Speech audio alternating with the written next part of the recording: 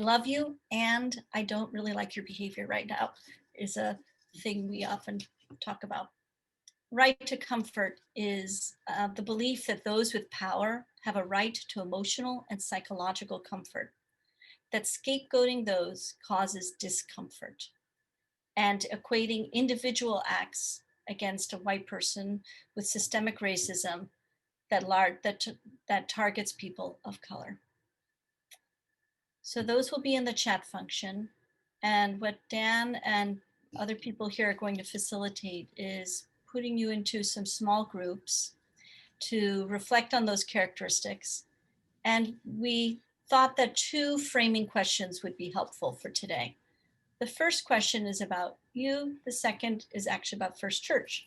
So the first question is, have you seen any of these characteristics in your own life or spaces in which you live? If so, how? Then, have you seen any of these 3 characteristics at First Church? If so, how?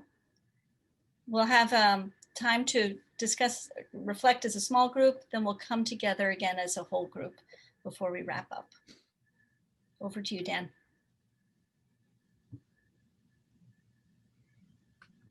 Dan, you're on mute. Thank you. I'm just lining up these small groups. I think we have, I'm trying to make sure that couples aren't together and all of that. So if you have any questions at the moment about anything we've said so far, before we dive into these small groups, please raise them now. I want to make sure couples aren't together and all of that stuff. So I just need another about 60 seconds. You can't split up the kidders. Nor in Martha. Can't split up the kidders. That is never an option. Let's see.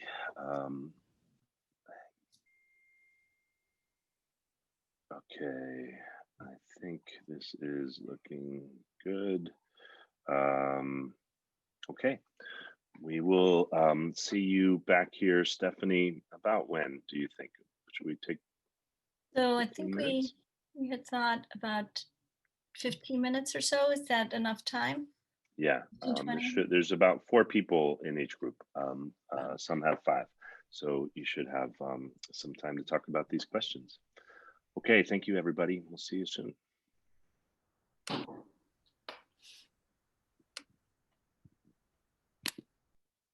Yeah.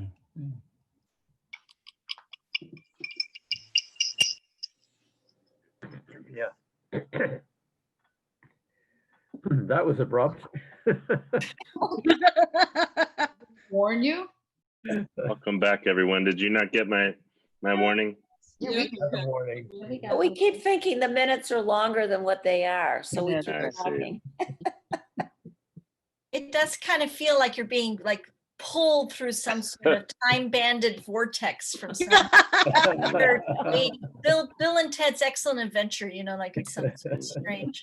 And now we're back. A tesseract for all of us Wrinkle in Time fans. Yes, yes. Or a TARDIS if you had kids who loved. Oh yeah. Okay. Welcome back, everyone.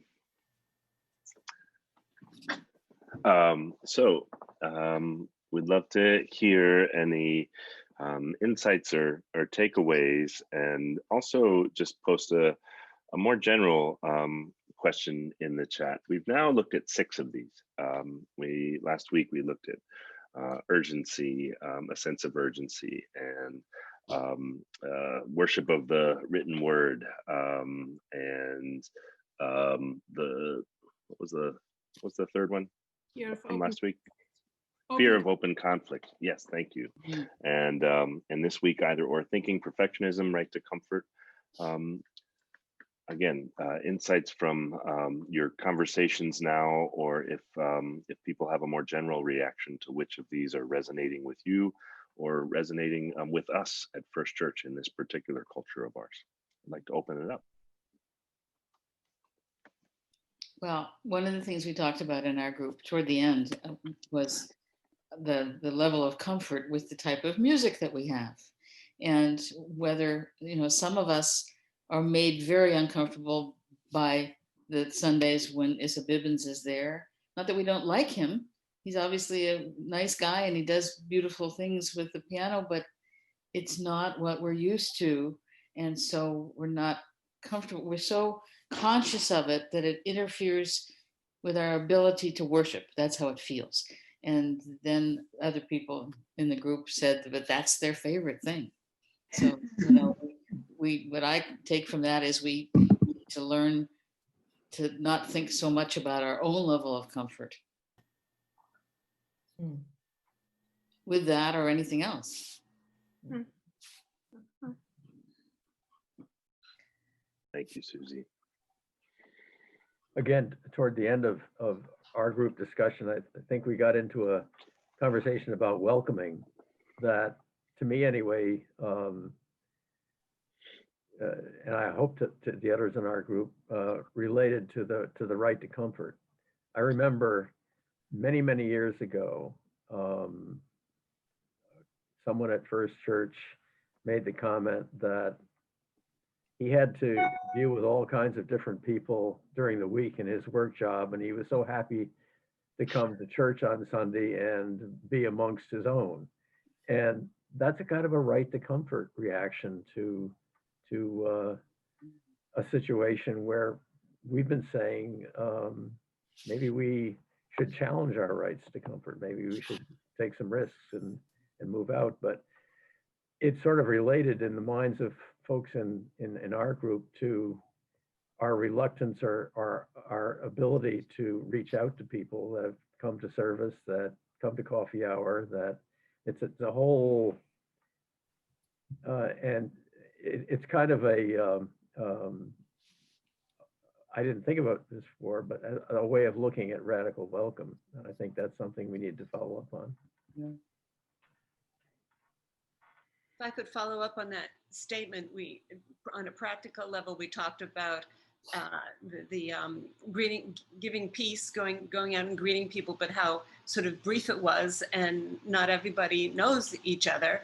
And then after the service, people like streaming out the door or going to coffee hour, and there's nothing built in to truly connect with people that you don't recognize or know. Mm-hmm. What is that can be developed to make that a part of the church? Mm-hmm. We just started doing that when the pandemic came. We had people signed up for each Sunday to go to the back to notice who was new in the church and to go talk to them afterwards, just as the pandemic got started. I think it's got to be broader, not just like a handful of people. It's got to be Yeah. in their heads, their hearts. Yeah. Yeah. One of the things that came out of our group right at the beginning when we talked about perfectionism is that hesitancy as a part of the welcoming, that we don't want to say the wrong thing. Mm-hmm. If we meet someone who's not familiar to us, who's not, so we kind of shy away from we're afraid to make mistakes. We're afraid of the microaggressions or whatever.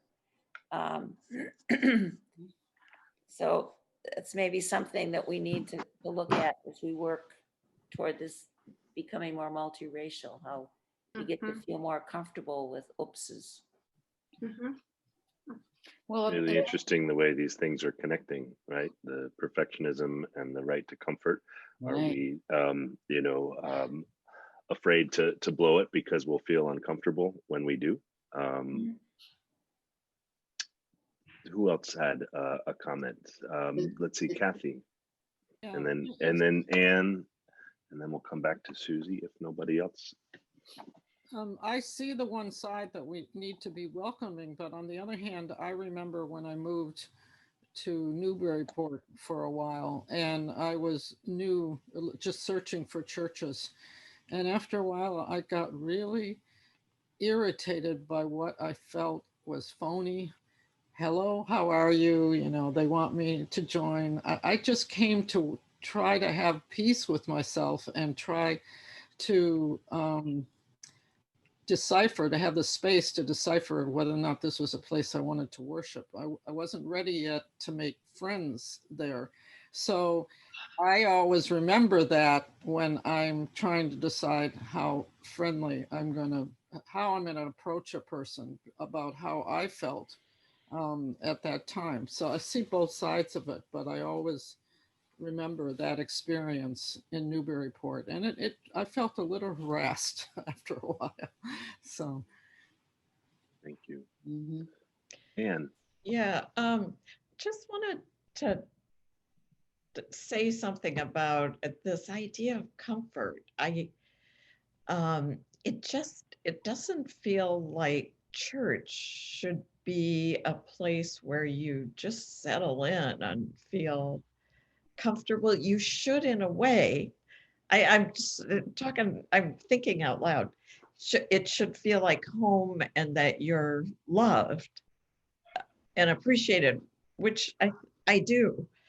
But is it a place for also growing? I mean, I think greeting newcomers at coffee hour, I try to look for people who are standing by themselves, and it's kind of scary to go up to somebody, but it's exciting too. And maybe we need to just make that so much more explicit than it's just for the Pauline Fennels of the world. It's not, it's for all of us, so that's, yeah.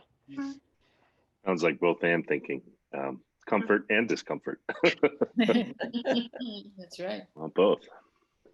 Or, Well, it's Ingeborg. or maybe even saying that people come to church at different times in their lives for different needs. I remember having gone through a very hard time in my life and looking for a new church down in Connecticut. And somebody took me to this church and said, it's a wonderful church. It's so alive. And I felt similarly to before. They all were talking and I was sitting there and I wanted to think my thoughts and kind of collect myself and be more quiet. And yet people were constantly pulling on me.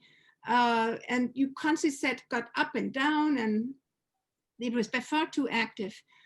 And so it got to be geared towards what people need. And I remember being at a workshop, and you could put something around your neck that said "in silence," meaning I would like to be in silence. I would like to kind of have some space and not be addressed and not have to interact. This is a time where I would like to think my thoughts, receive what I can receive, but not be social.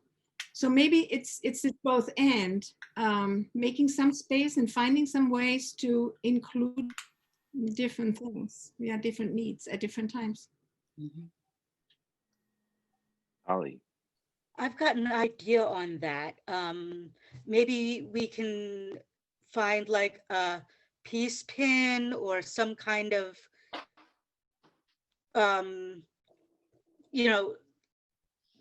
not inside, not a verbal, like a name tag kind of a thing, but like a peace sign for I'm in silence, or a prayer sign on a pin or something like that. And offer that as, in a basket. If you'd like to be silent in church, you can put this on. If you're looking for someone, you can put this one on, or I don't know, maybe it's an idea, maybe it's not, but that was just a first thought that came to mind. It's a good idea. Appreciate that, Holly. It's a really good idea. Alice. Oh, Alice, were you just giving Holly a thumbs up? Yep. Okay, that's great. I think about sometimes when church is over and I walk to the back and there are folks sitting in the pews. First of all, I usually sit down, which conveys a message. And I might say, your face is new to me. Now, I often teach Sunday school, so if you've been here for 6 months and I'm just discovering that you're here, my apologies. But I'm hoping that you will feel welcome. What would be helpful? And I just use that as an opening question so that people can take it whatever direction they want to. And that's usually worked for me.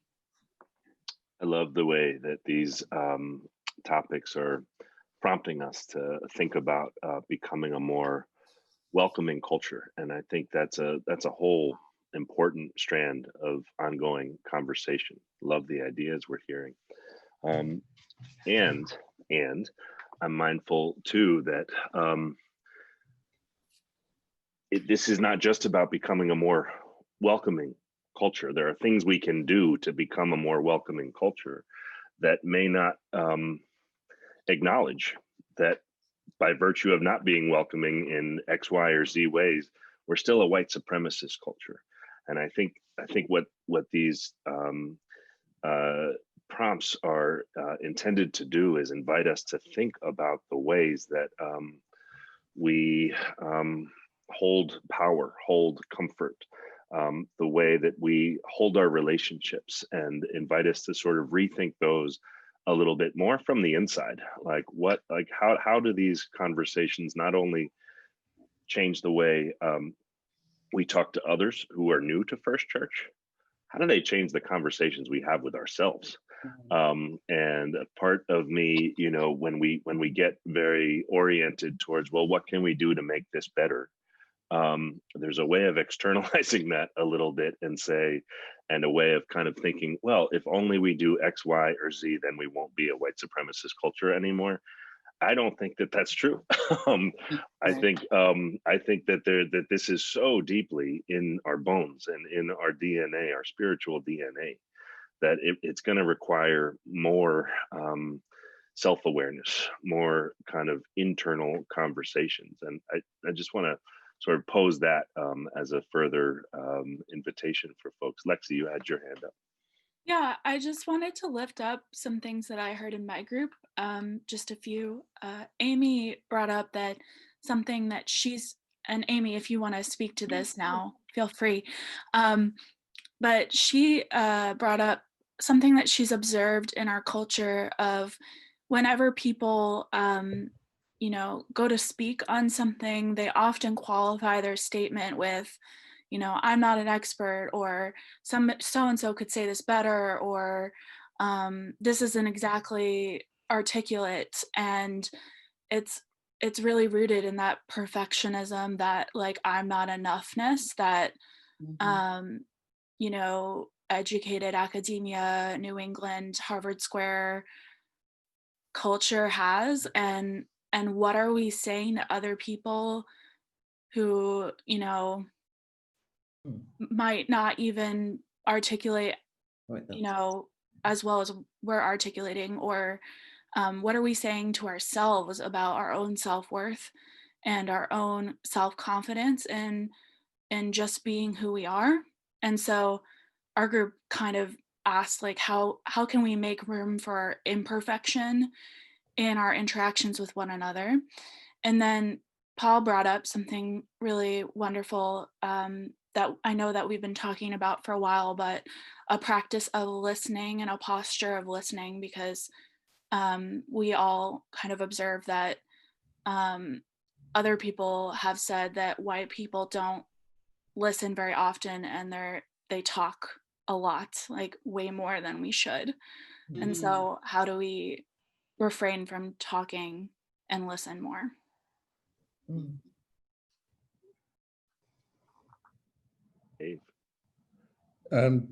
Just something to pick up on where these conversations are leading my own thinking. I was in our conversation group, starting from the either or idea, and how I get grumpy when I watch the evening news and walk out of the room because I don't want to listen to it.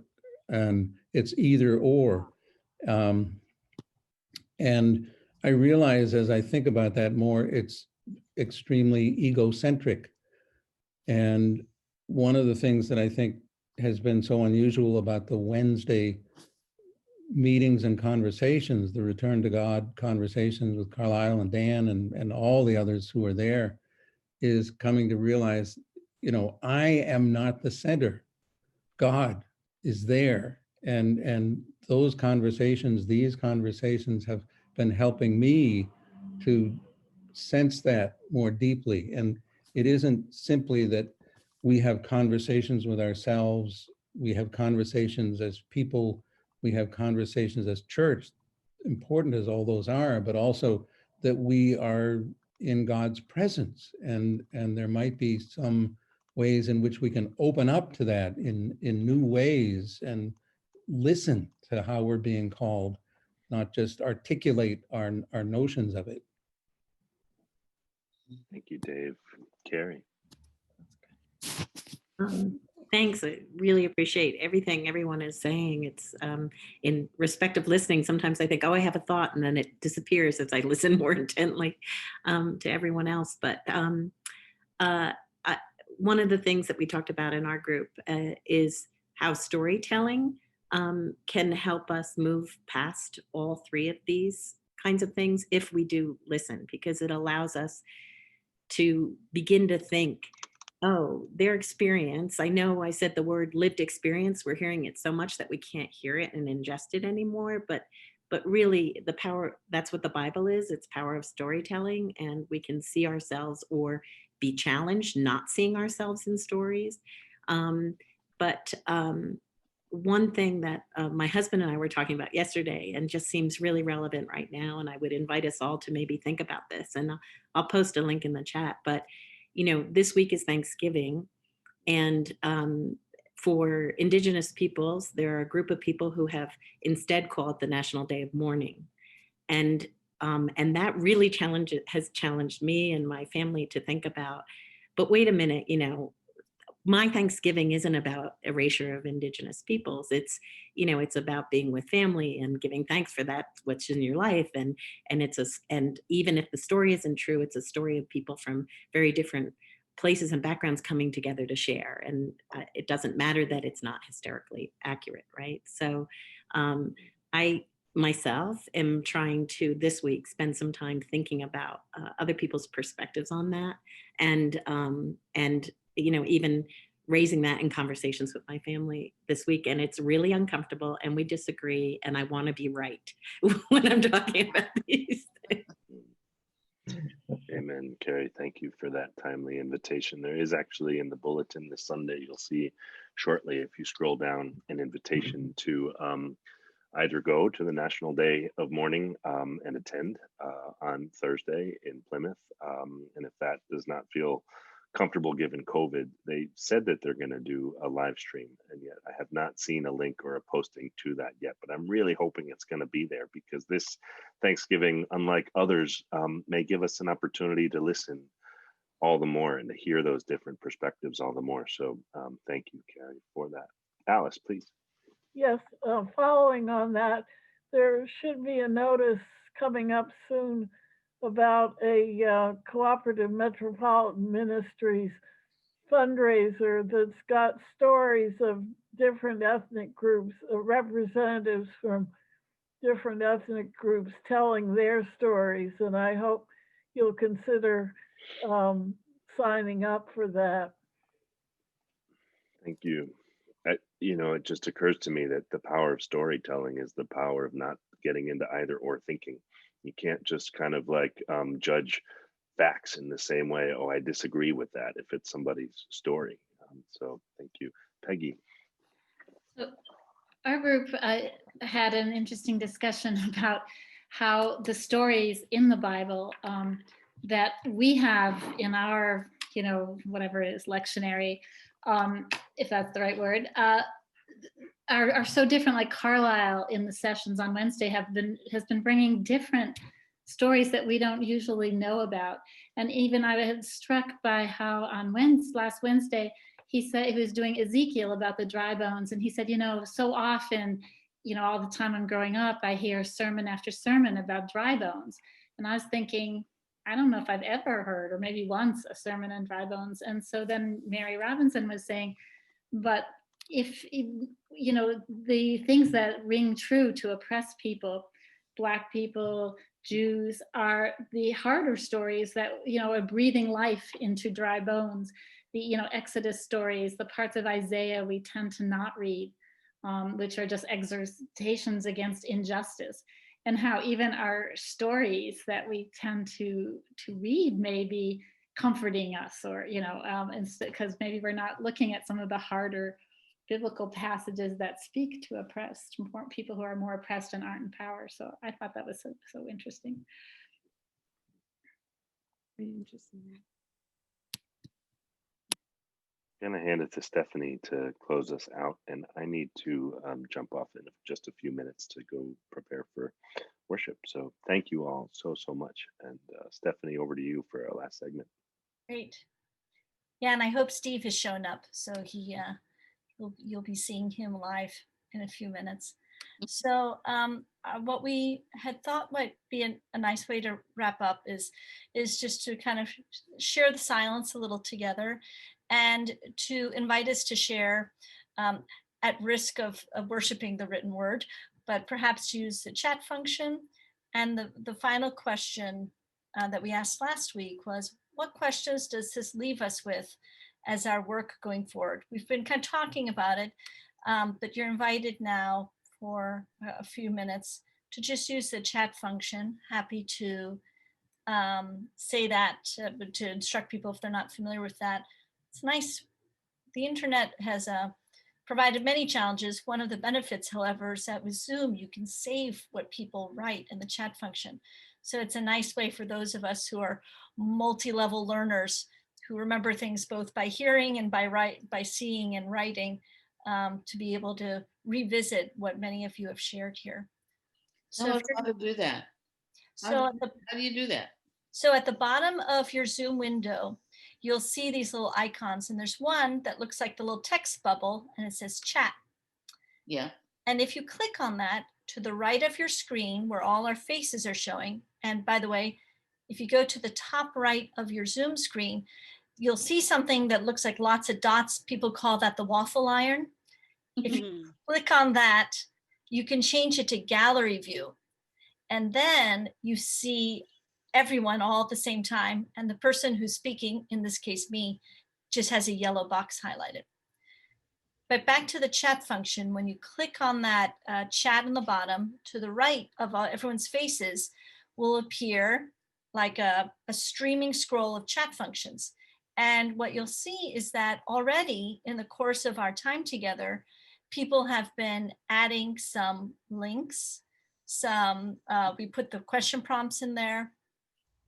As people have been talking, some of us have just wanted to note it, and each of you have said something, and so some of us have just typed it in there so that we wouldn't forget. And if you feel comfortable, you're welcome now to use that chat function and type in any remaining questions that this has created for you, or anything that you would like the group to just hold on to. And I know many of us have been taking notes anyway, but in my case, I haven't. I've just been practicing my own active listening. And for me, that means putting my pen down. But you're welcome just to.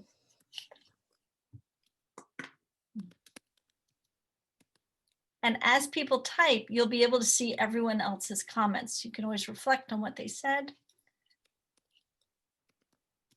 Write your own comment, question for us to hold in awareness going forward.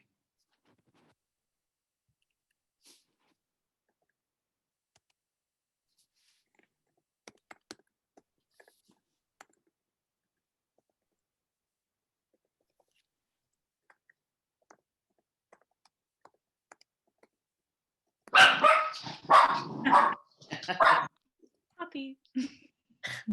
Know whose house that is. So yeah, we all have things to say.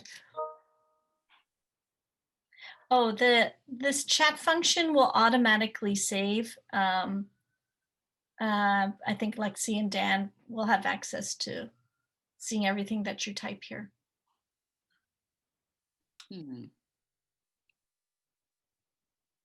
Yeah, I'm a little wary of maybe it won't automatically save, so I'm gonna download it before we leave the meeting, just in case.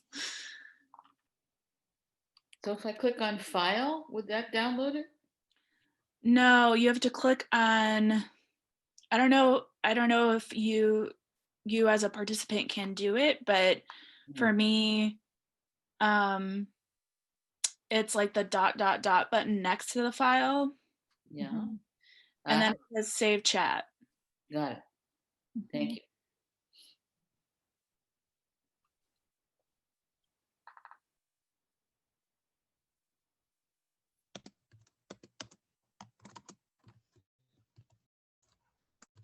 And of course, we're not limited to chat functions to communicate. So, you know, that we're all available by phone and email and eventually, hopefully in person. Right.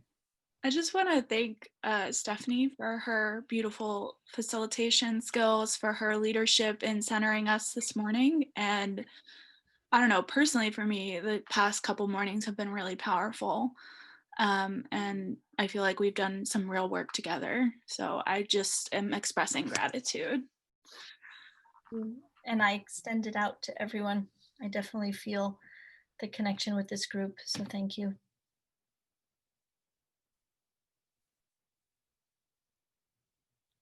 I would just add that one of the things that we're just looking at, yes, is what's next and how do we go about this and how do we explore it more and put it to action. And so I know that the executive council is also going to be talking about this and how can committees look at things like everything from investments, you know, the deacons, the social justice committees, you know, how can, in all that we do, how can we keep in mind, you know, and learn and grow, like have it be, and also you just have it be like a joyful and learning, growing experience and not just like, oh, aren't we so terrible kind of thing. And I think today, I felt like lots of ideas and energy, and I appreciate all that too, that everyone's added, because yeah, it's hard and it's hard. I don't think we want it to feel like ponderous and overwhelming. So how do we do that both and, you know, thing as we go forward? So. I think for me, the recognition that change is also always a both and. There's always an element of loss when things change. And sometimes we're really grateful, dare I say, with elections that things might be changing. And then there might be losses where, you know, we kind of get used to the way things are. And we may not always agree or like it, but we can still recognize the disquiet of loss with change. And for me, having all these bite-sized and multiple and over and over again offerings around anti-racism work is a way, I know for me personally, that I can soothe the disquiet of change and the discomfort with change, and to actually feel embraced by that I'm not alone on the journey, and also start to get really kind of curious. And there's a lot more positive feelings for me around sitting in curiosity. I think in recognition and respect for people's time, we all can get a little Zoom fatigue. I think we're going to wrap up for now. This isn't our first conversation and it won't be our last, but you're welcome now to step away until we see each other again at the service at 11. Okay. So thank you, everyone.